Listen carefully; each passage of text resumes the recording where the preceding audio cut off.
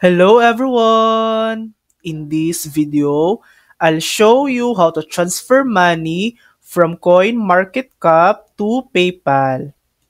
First, remember, you cannot transfer directly from CoinMarketCap since it's just a price tracking platform. You need to use the exchange or wallet where your crypto is held.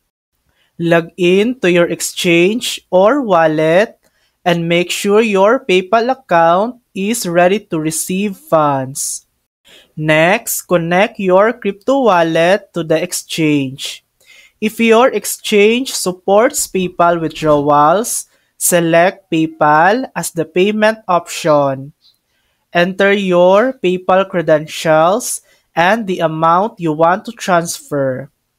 The exchange will then convert your cryptocurrency to fiat currency and send it to your PayPal account. And that's it. That's how to transfer money from CoinMarketCap to PayPal. Thanks for watching. If this video helped you, please like and subscribe for more helpful tutorials.